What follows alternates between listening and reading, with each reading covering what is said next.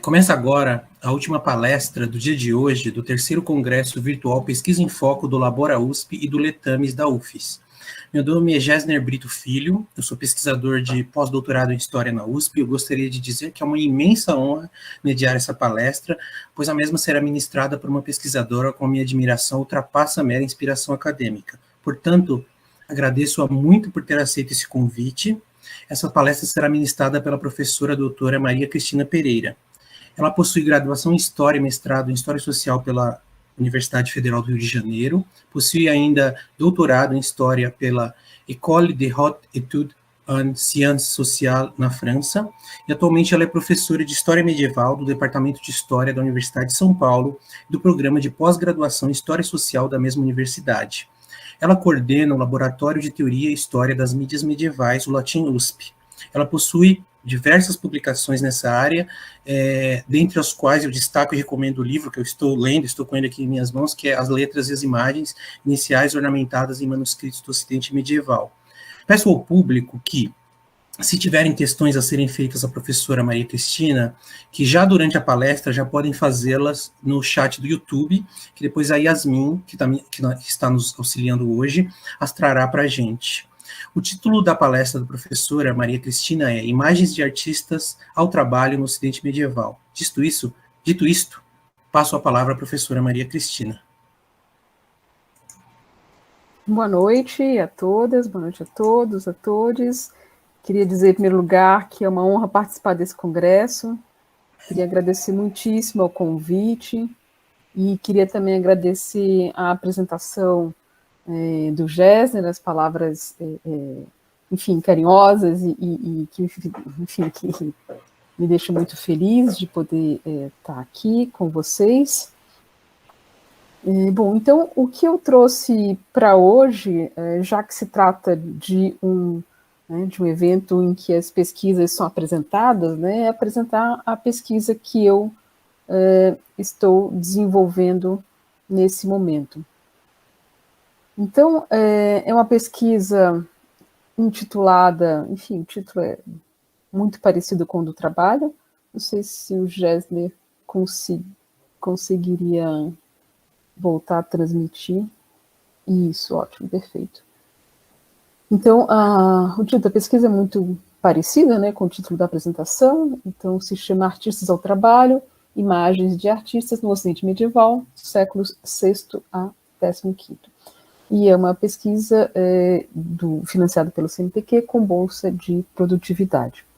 É uma pesquisa que está em andamento, começou esse ano, alguns meses atrás, claro que já se beneficia de uma certa trajetória anterior, alguns trabalhos que eu vinha apresentando sobre essa temática, mas nesse momento, então, ela ganha um corpo como uma pesquisa, digamos, monográfica e, digamos, principal, não mais como, digamos, trabalhos que eu vinha fazendo enquanto fazia uma outra pesquisa.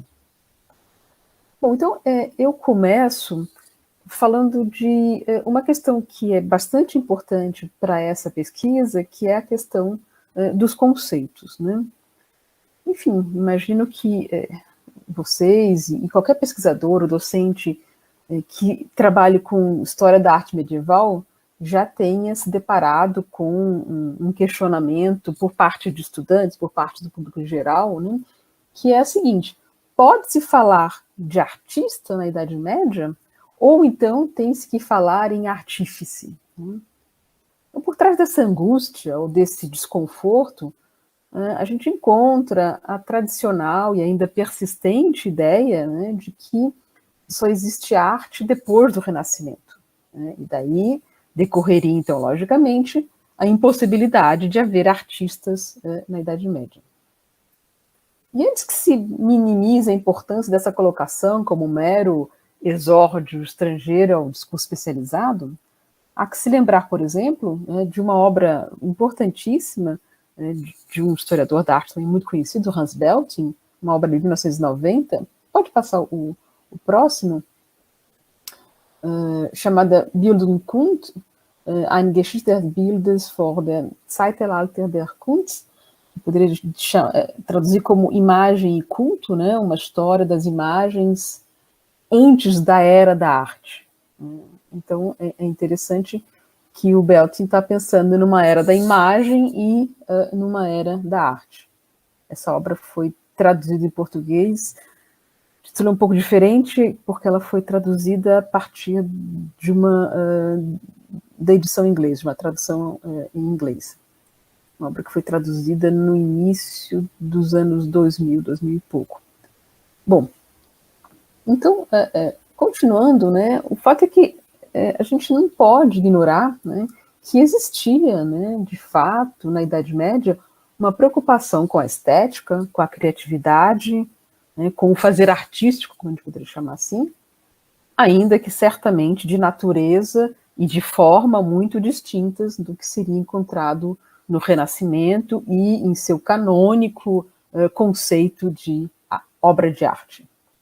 Não eram raros os elogios a obras, à fatura, né, aos materiais empregados. Cito, por exemplo, o diácono Arnaldo de Clermont falando do ourives Adelelmus, né, que tinha sido encarregado pelo bispo Estevão II de Clermont para fabricar uma escultura da Virgem. Então, diz o Arnaldo, Adelelmus era bem conhecido de nossos contemporâneos pela habilidade notável nas obras de ourivesaria e de pedra.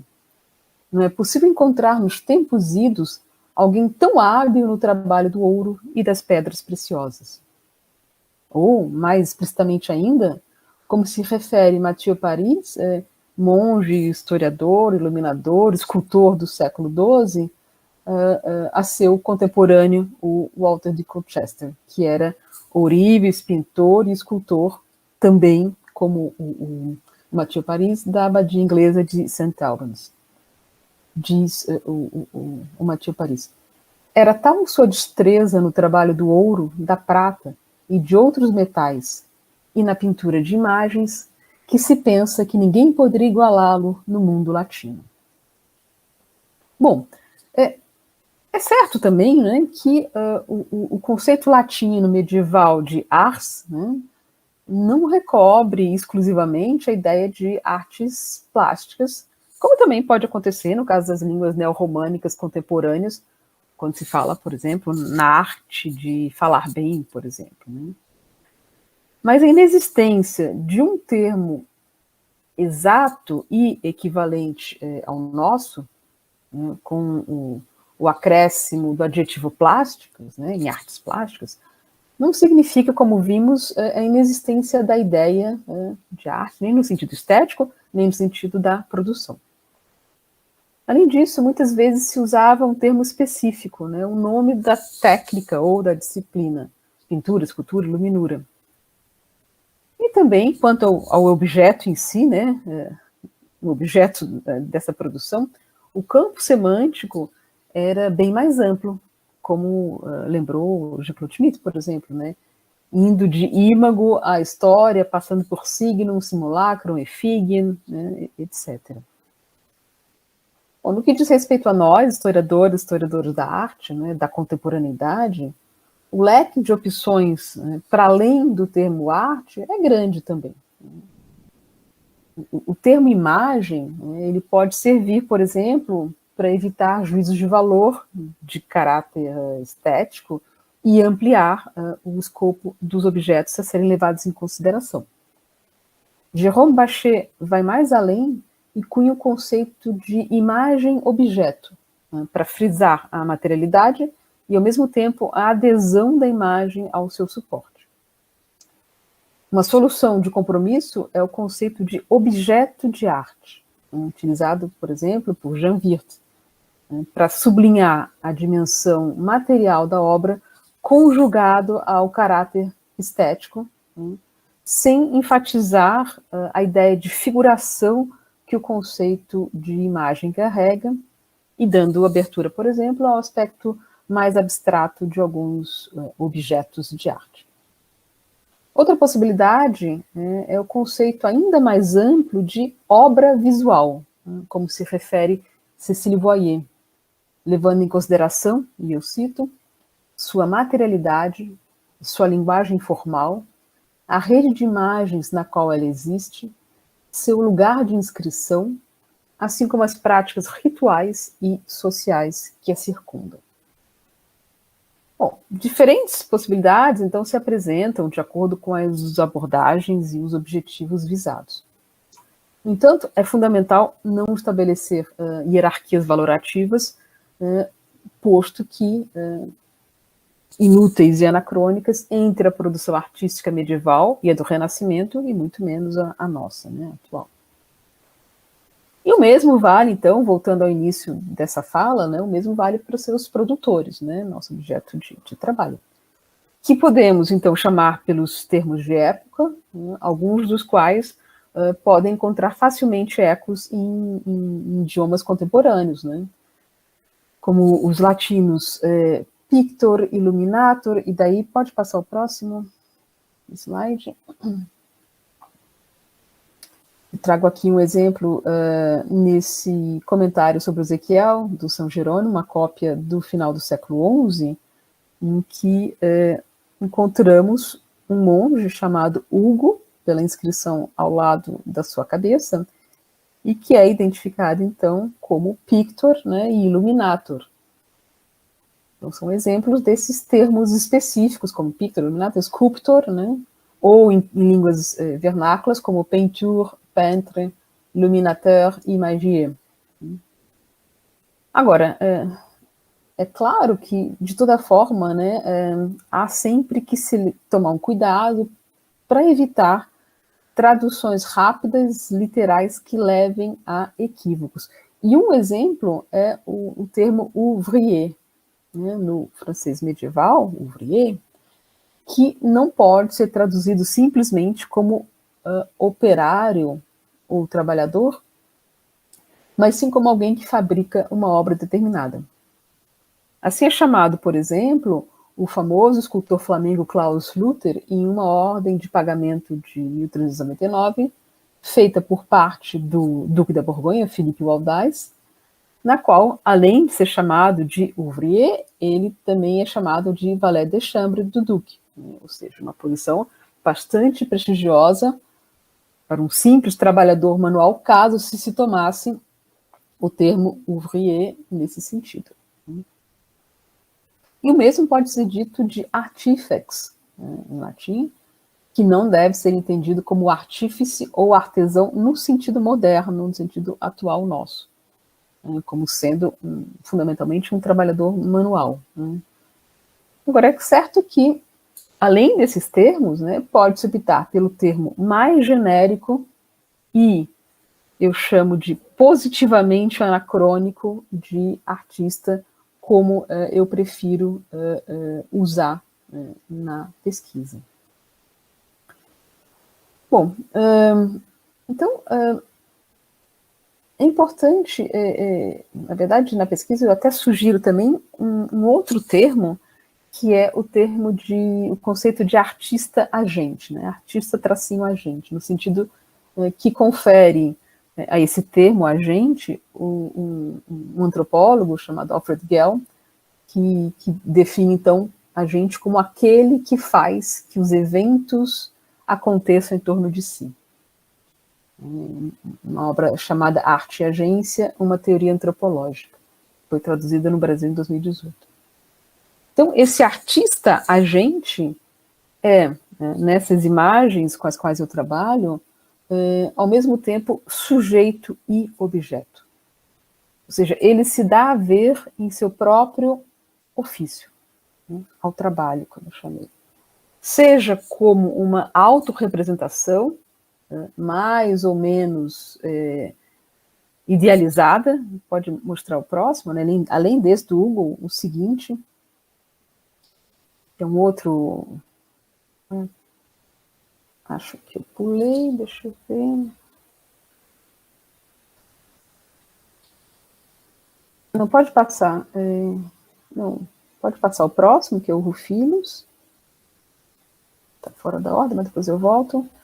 Então, a gente vê o Frei Rufilus se representando e se nomeando, né, como eu disse, digamos, de forma mais ou menos idealizada, porque a gente não tem aqui um retrato, né, o que seria impossível para o final do século XII, iniciozinho do século XIII. Agora, com um detalhe interessante, que Rufilos é uma palavra que vem de Rufus, vermelho, e ele é representado com o cabelo vermelho. Então, isso também faz parte, como eu falei, desse mais ou menos idealizado. Ou então, pode passar para o seguinte, um artista realmente, digamos, né, fictício, como o Lucas, o evangelista Lucas, que segundo uma tradição bastante antiga, que vem desde o sexto, sétimo, que se acredita que teria pintado um retrato da Virgem Maria. Ou então, pode passar o próximo, o artista se auto-representando como outro personagem de ficção, o Pigmalião, né, que personagem da antiguidade, que faz uma escultura de uma mulher e se apaixona por ela, né, de tão bela que ela era. Ou então, o Nicodemos, pode passar o próximo, né, que já na tradição cristã esculpe uma imagem milagrosa do Cristo, o Volto Santo, que na verdade ele cai adormecido e o anjo é que conclui a escultura do crucifixo fazendo o rosto do Cristo, a parte mais importante. Ou então, pode passar mais um autorretrato, uma autoimagem, vamos chamar assim, uma autorrepresentação do artista como um personagem histórico, mais ou menos ficcionalizado, como o escultor grego Lisipo, que aqui nessa imagem é mostrado esculpindo uma efígie do Alexandre, né, do Alexandre o Grande. Bom, então, feita essa, digamos, introdução, né, conceitual, vamos chamar assim,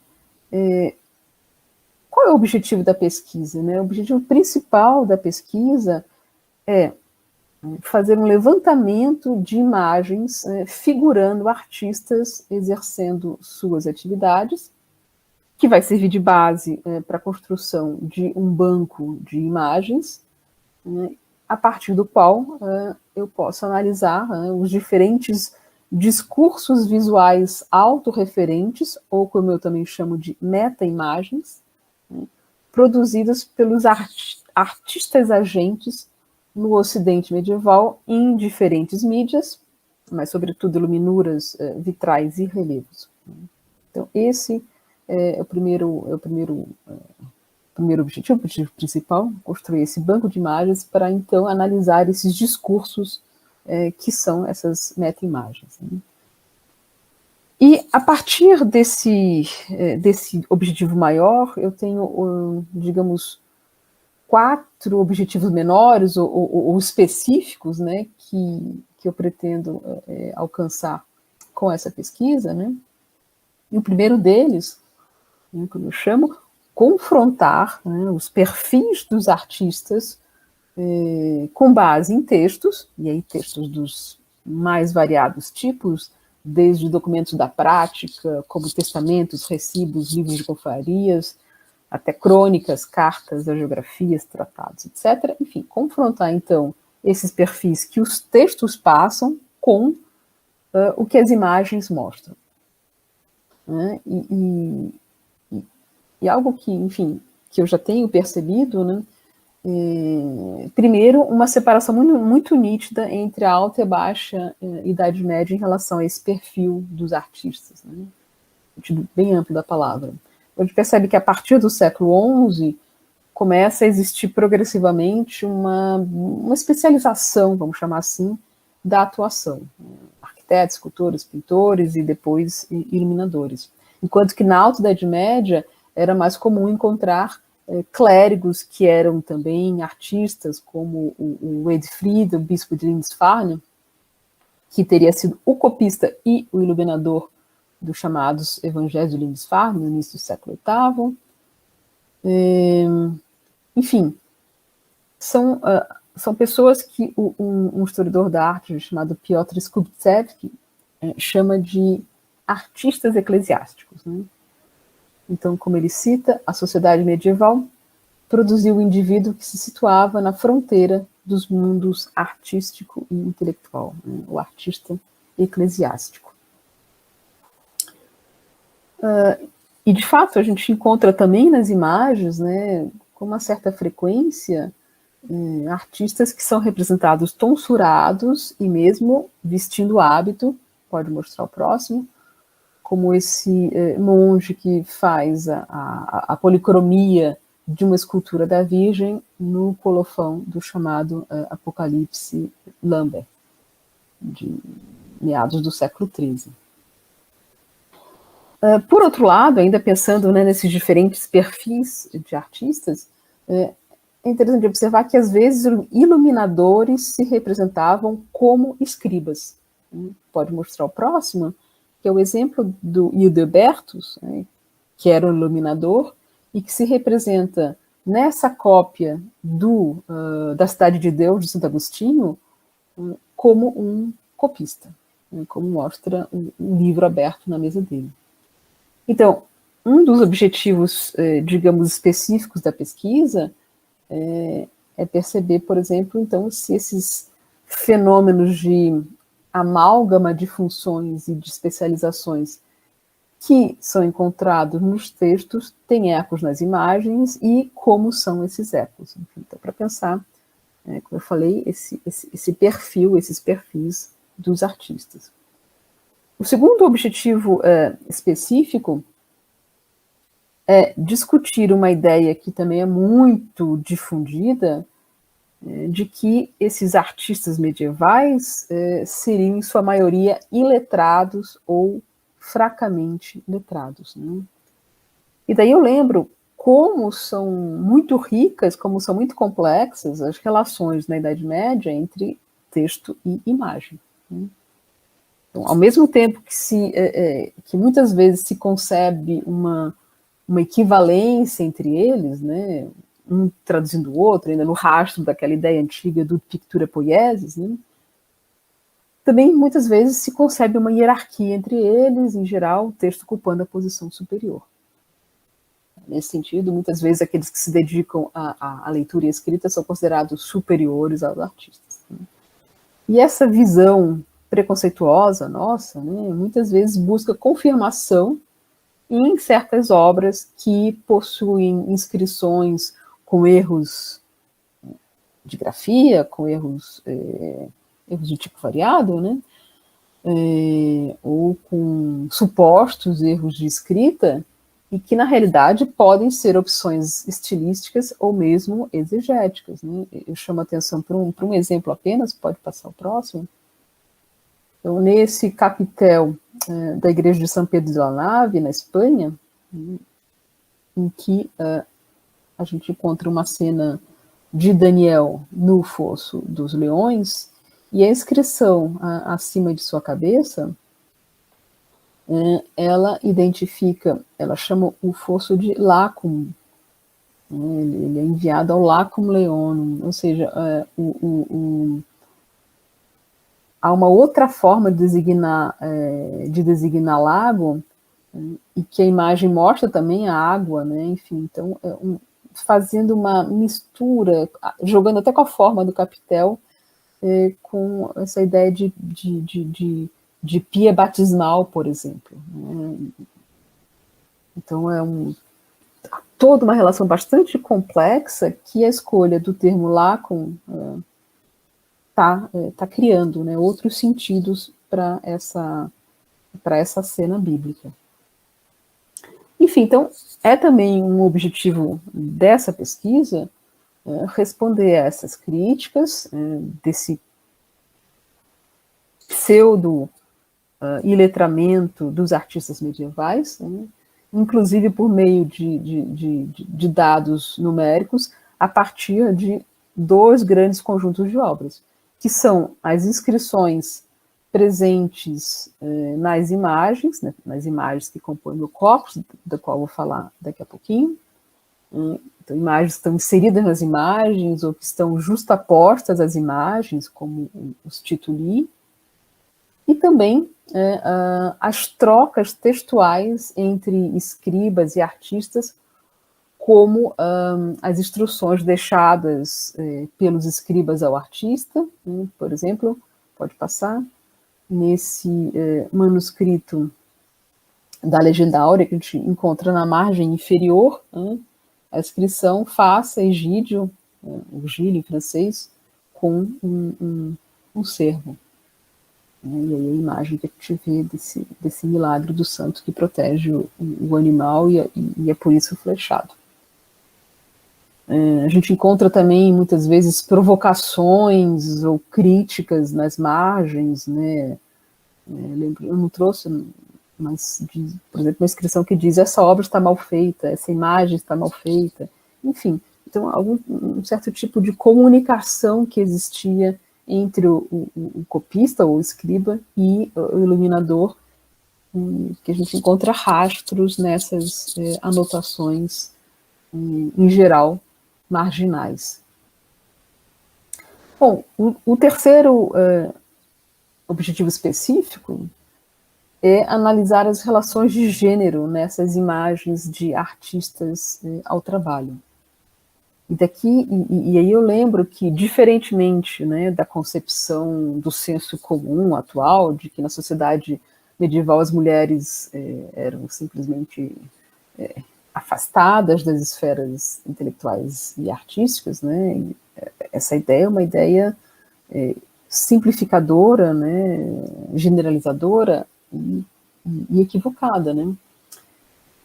Lembro, como a Brigitte Kuhlmann-Schwarz, que, embora, né, de fato se tratasse de um mundo em que as decisões mais importantes eram tomadas prioritariamente por homens, né, ainda assim, como ela diz, mulheres artistas conseguiam criar situações em que elas eram capazes de desenvolver suas habilidades artísticas e intelectuais, de se tornar artistas ou de exercer alguma influência ativa ou passiva na arte. Ou seja, havia mulheres artistas na Idade Média, trabalhando sobretudo com iluminura e com bordado, tanto no meio monástico quanto no meio laico, ainda que, claro, em número muito menor do que os homens. E elas também são conhecidas por documentos textuais, por imagens e mesmo por achados arqueológicos, né? Eu cito um caso de um crânio, enfim, de um esqueleto que foi encontrado em 2019, pode passar o próximo, na Alemanha, perto da igreja de São Pedro, em Lichtenau, então, de uma mulher de identidade desconhecida. Enfim, o nome como ela é identificada é um número, uma letra e número, né? É a mulher B78, desse cemitério, em que há vestígios de lápis lazuli na boca, né? na ossatura da arcada dentária, e que viria, muito provavelmente, do gesto de molhar o pincel na boca. Né? Então, ficaram esses micro resíduos de lápis lazuli na boca.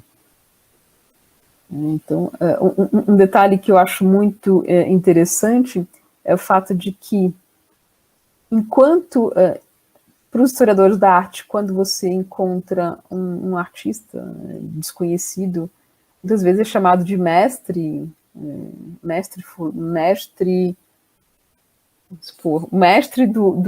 do pigmento lápis lazuli, né?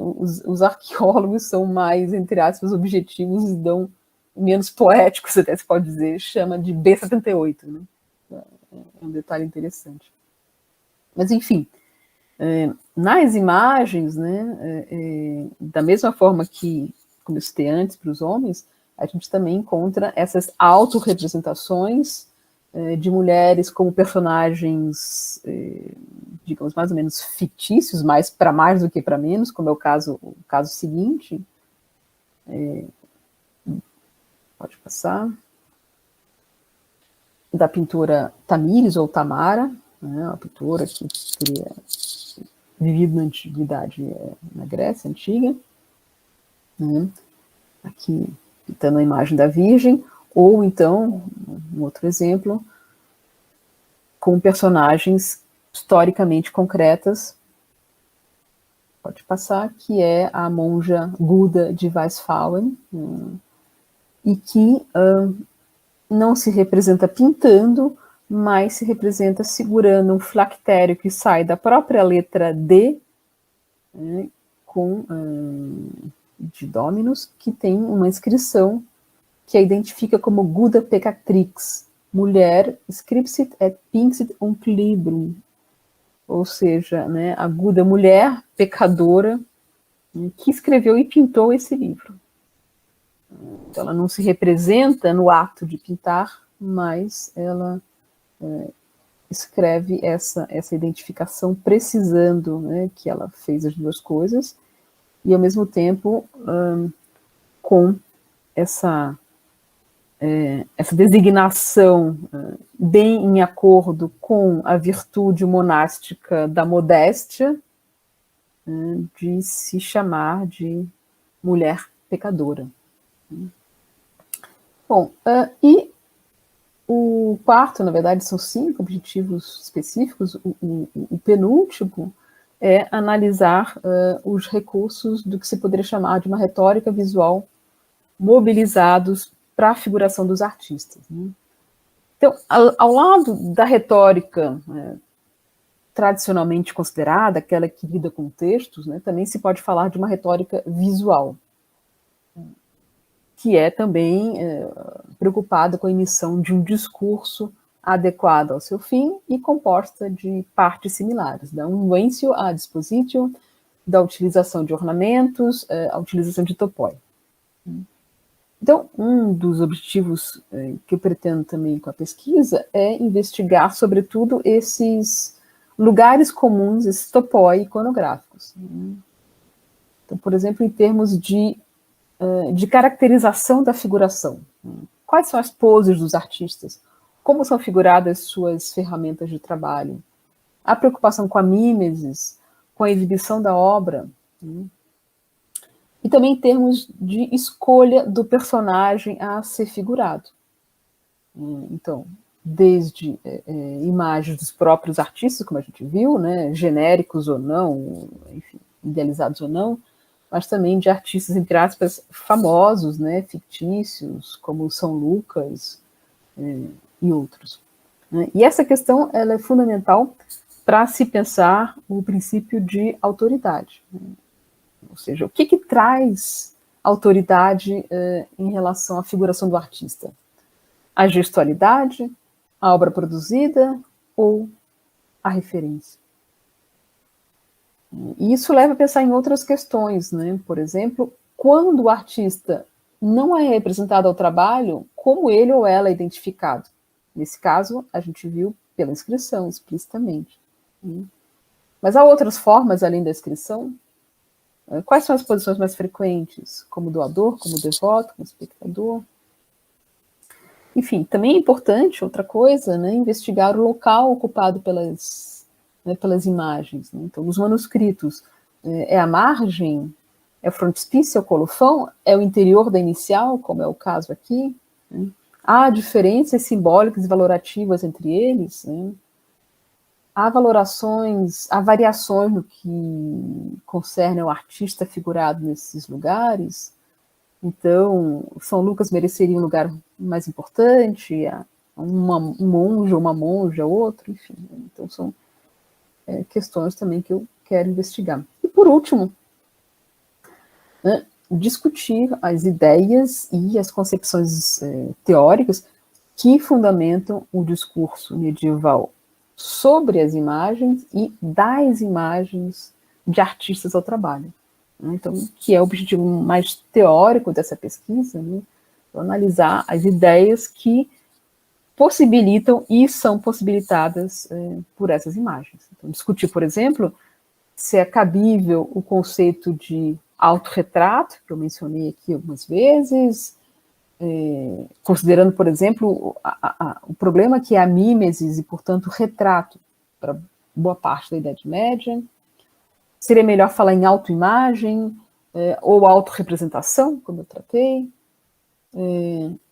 Mas quando não é o próprio artista que se figura, mas um outro personagem, em geral um personagem de prestígio, como São Lucas. Nesse caso, onde fica o auto, de autoimagem? É um outro, né? E, sobretudo, a principal pergunta, né? Por que os artistas se mostram, se dão a ver? Será que é para indicar autoria? Para fazer um autoelogio? Para mostrar comportamentos exemplares? Enfim, né? Por quê? Essa é a grande questão. Bom, e por fim, rapidamente, em relação às fontes, né? Justamente a primeira etapa, que é esse levantamento.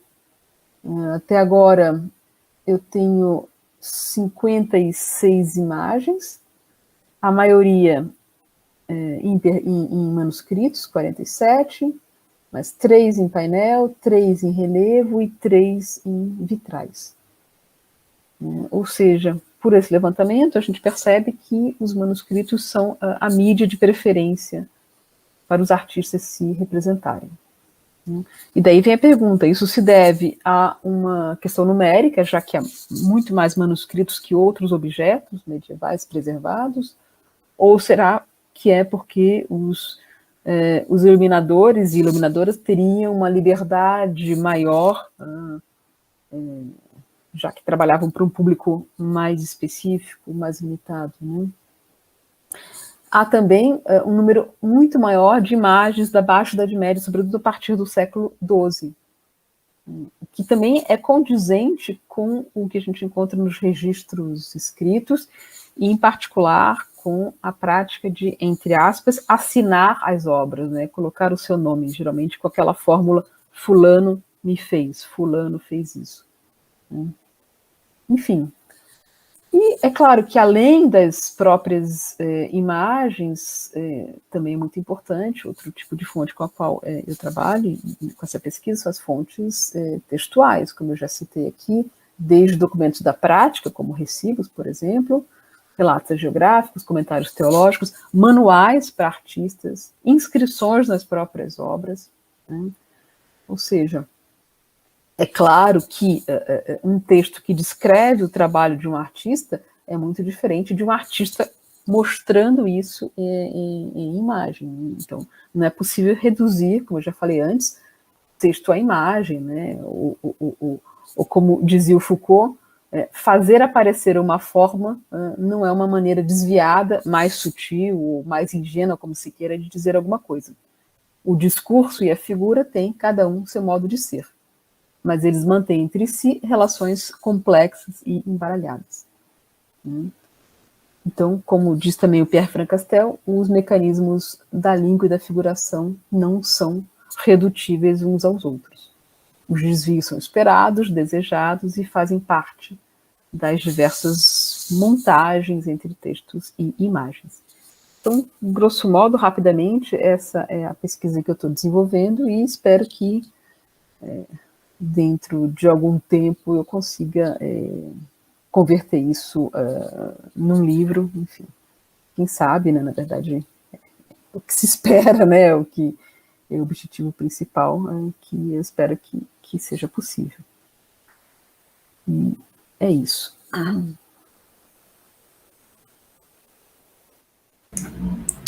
Muito obrigado, professora Maria Cristina, pela excelente apresentação. Deixa eu só parar aqui a PowerPoint.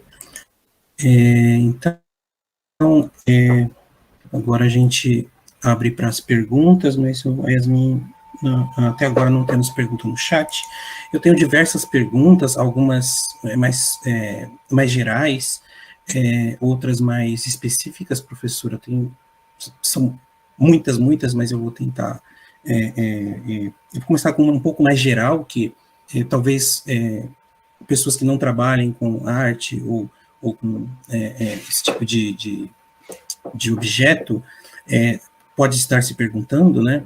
Que seria uma questão assim que a gente vê muito assim até nesses textos de divulgação da imprensa, tal, quando falam sobre a autoria de determinada obra de arte, por exemplo, geralmente eles falam de pintores do Renascimento, etc., que eles não seriam uma pessoa, um indivíduo em si, seria um indivíduo coletivo, um ateliê, etc.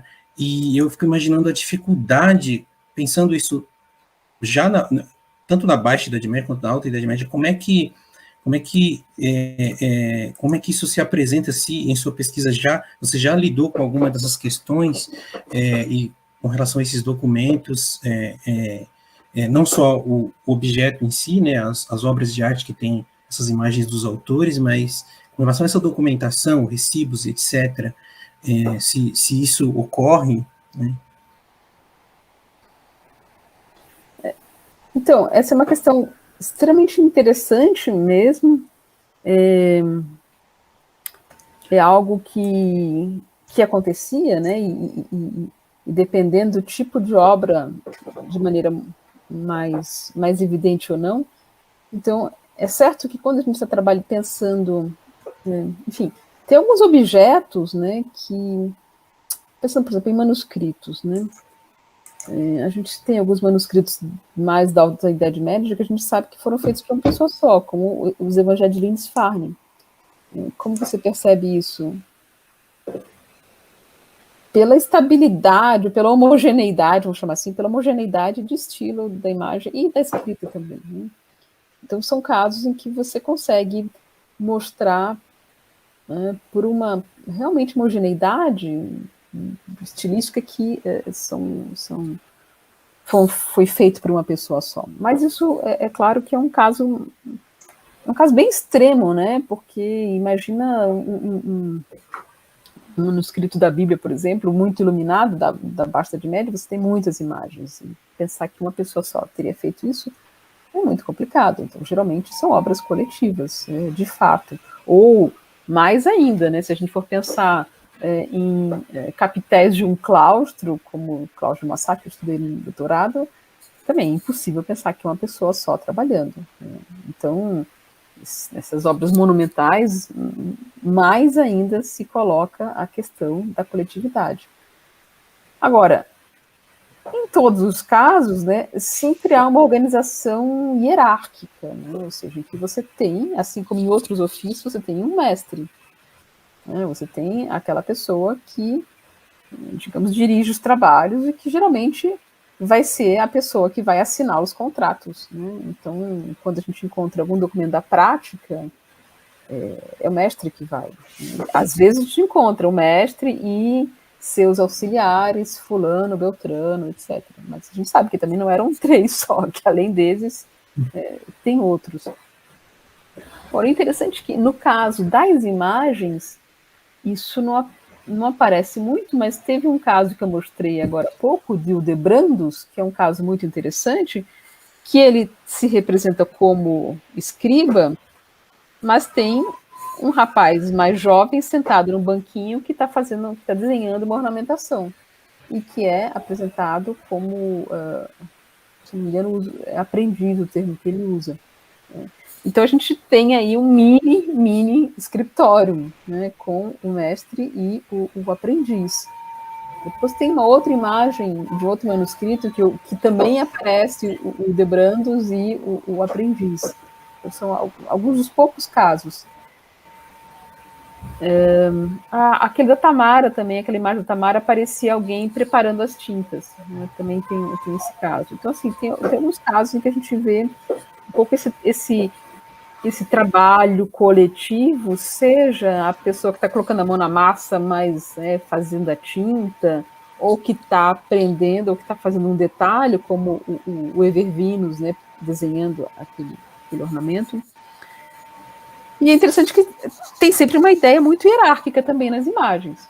No caso da imagem do Hildebrandt, é muito importante. O púlpito dele é ornamentado, ele tem uma roupa como se ele fosse um romano, enquanto que o aprendiz está, né, eu brinco, né, o estagiário está sentado num banquinho, com a roupinha bem simples, etc. Então, deixa muito claro quem é o importante ali na obra, né?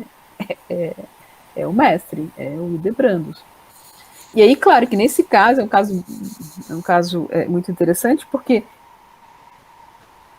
dentre as formas de aparato que ele usa para se autoelogiar, né, como o púlpito em forma de leão, a roupa de romano, ele se representa como escriba e não como pintor. Então, isso também é um outro dado muito interessante. Mas, mas de fato, é um ponto interessante, essa do caráter coletivo individual. Agora, é claro que na história da arte também, de modo geral, acaba se fazendo a mesma coisa, né? Guardando o nome do mestre. Né? Então, os afrescos são de Giotto. Mas, claro, Giotto não vai ficar fazendo aquilo sozinho, não tem como.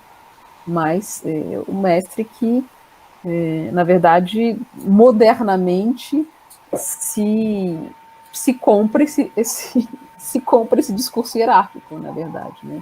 E acaba se reforçando isso até com essa ideia, né, que é bem renascentista do artista como gênio, enfim, assim.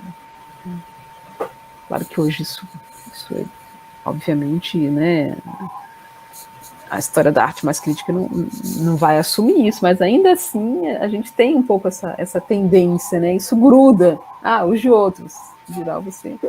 Mas aí acho que talvez o importante seja sempre lembrar, mesmo que a gente fale só no Giotto, é lembrar que essa entidade de Giotto é uma entidade também coletiva, né?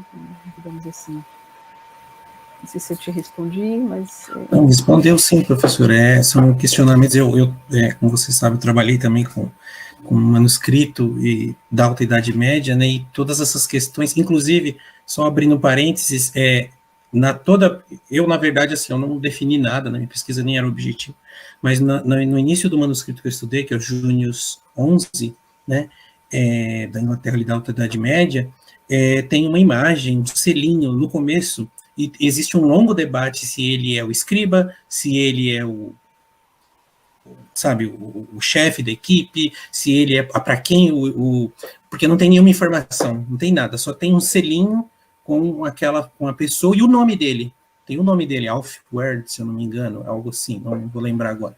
E tem até autores que chegam a querer, e isso parte para a minha segunda pergunta, quererem dizer que, assim, pelo estilo daquele desenho, é esse escriba, e aí eles vão em outro manuscrito e falam, você acredita que é possível fazer esse trabalho? Porque, por exemplo, eu sei que na paleografia se faz muito, né? Até a questão dos nomes dos escribas, que a criatividade dos nomes, né? Mão suave, mão tal, não sei o quê. Com relação ao artista, falar, esse artista fez esse manuscrito, então ele fez esse artista ou esse conjunto, né, de artistas, né?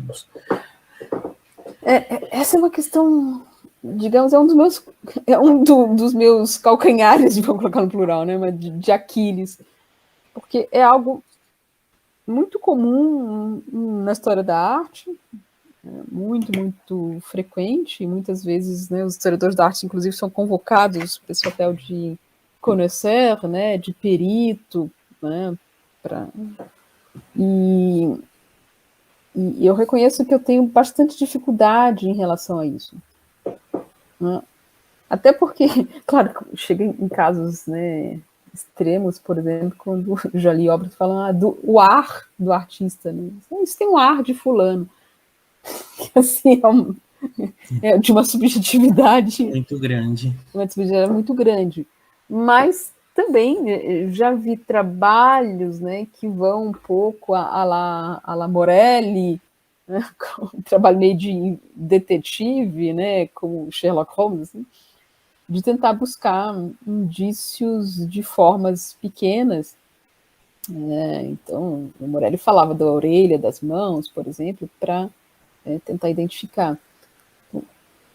Que talvez seja um caminho interessante, sobretudo se a gente faz uma ponte com a paleografia, ou seja, se a gente tenta pensar, fazer um diálogo com a paleografia e ver como a paleografia trabalha, né, que também é isso, a partir desses indícios, né,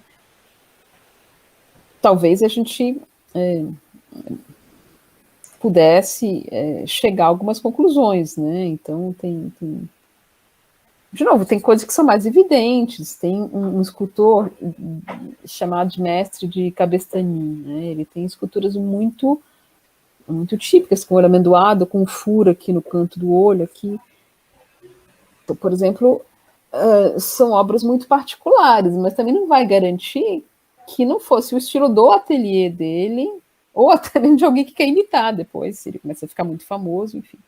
Então, é um terreno, digamos que eu acho bastante perigoso. E o importante, e por outro lado, é saber o que a gente quer com esse tipo de informação, né?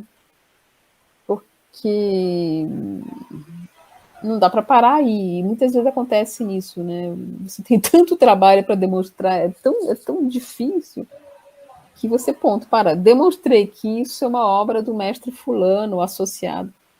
Mas, bom, o que isso vai trazer de diferença, né?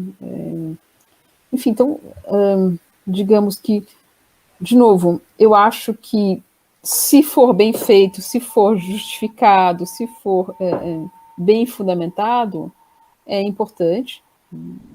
Não é fácil, não é, por exemplo, uma coisa que eu faça, não tenho formação para isso, mas eu acho que, claro, afinal de contas, quando a gente trabalha com uma imagem, quanto mais informações você tiver, melhor. Mas, contanto que isso te faça pensar coisas também, que não se pare nisso, né? Mas, de fato, eu acho que é uma das coisas mais complicadas. Tem uma doutoranda, a Maria Isabel, que está defendendo agora, que tem se deparado com essa questão, e com o manuscrito que está na Biblioteca Nacional do Rio, e é muito espinhoso como ela mostra, né? A tese dela toda mostrando como é complicado essa questão de autoria e como, ao mesmo tempo, enfim, os limites e também o que você pode fazer com isso, né? Então, é isso, né? É uma questão complexa, bastante complexa, né?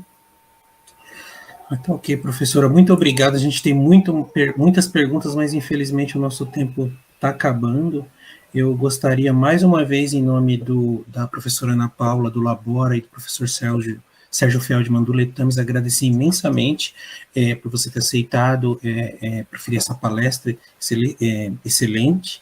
Tá? Agradeço também a equipe técnica. Professora, se tiver alguma consideração final. Não, na verdade, eu queria muito agradecer, né, o Labora, o Letames, é um prazer, né, trabalhar com vocês. Já falar do Labora, tem o Letames também, enfim, aqui, da UFES, que é a minha outra instituição, de onde eu vim antes daqui, né, então eu tenho um carinho muito grande pelo Feldman, pelo Sérgio, enfim, e pela Ana também, e é muito bom revê-lo, Jéssica, da revista A Lucy também, então é ótimo a gente poder trabalhar juntos enfim, de novo, quero parabenizar vocês e agradecer todo o trabalho, toda a organização de vocês. E agradeço mais uma vez, e agradecer a equipe técnica que está aqui com a gente até esse horário, mas eles também precisam fechar o canal do YouTube. Eu só quero lembrar a todos que amanhã, a partir das 17 horas, nesse mesmo canal, acontecerá o último dia do evento, com 2 palestras do professor Sérgio Feldman e do professor Otávio, da UFPR. E entre essas palestras, nós temos a última mesa de debate, né? Então eu peço a todos que curtam o canal do Departamento de História e sigam aí o Labora nas redes sociais e o Letames. Muito obrigado, professora, muito obrigado a todos, tenham uma boa noite.